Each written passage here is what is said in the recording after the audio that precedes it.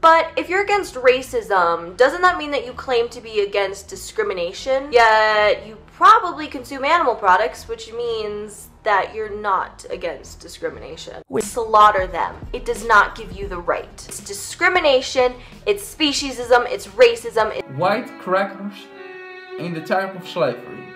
If you actually be a black person and you eat meat, dairy and eggs, you participate in the same kind of cruelty. Immoral behavior that you despise about the white people in the time of slavery.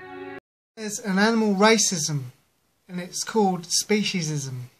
No one wants to unpack their speciesism, and like, you know, when you enter into primarily white spaces, nobody wants to unpack their racism. People don't understand that like racial oppression and animal oppression don't exist in opposition of one another, but they're very, like, that they are born on one another. Is that if you got rid of speciesism, you wouldn't have the rapes, you wouldn't have human suffering, you wouldn't have racism. So if you teach peace from the beginning, you get rid of racism. But every once in a while, some of them acted as stupid as white males, who historically, for me, have always been my toughest crowd to reach. Why? Well, they've always been the oppressor. That I've seen in a lot of recent vegan advocacy, namely this one. They are treating the animals in the same vile, disgusting way that the cops treated Eric Gardner, Freddie Gray, and the others. Which is what animal protein is. It's a resource. It's a food that we consume. Okay, well, I could just say black people are a resource. We used them for slaves not too long ago. And that's just basically speciesism. You know what that is, yeah? It's like species overall? Yeah, well, so it's like racism. Have you ever heard of the term speciesism? No, actually I haven't. It encompasses kind of like two ideals, like similar to like sexism or racism, or the social science behind this, and they've examined like the civil rights movement. Speciesism is analogous to homophobia, racism.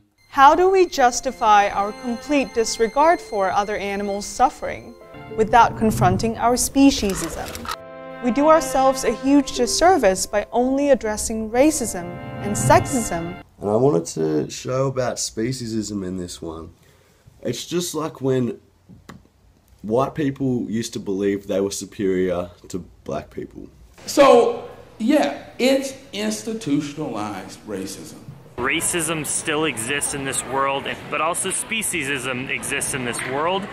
They are both forms of prejudice. Like, you know, like my liberation is wrapped up in your liberation is wrapped up in like that rabbit's liberation, that chicken's liberation, everyone's liberation. And it's about a white vegan experience and a black vegan experience. It's not white vegans' fault, per se, that they can't really relate.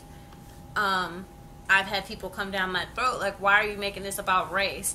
OMG, it's about the animals. Black animals, outside of horses and like cows, are the first ones to go to slaughter. Black dogs and black cats and black rats. Black rabbits. Everyone loves a yellow lab, you know, golden retriever. Everyone loves a little white, you know, bunny, a little, you know, white, even a little white rat. Jackson.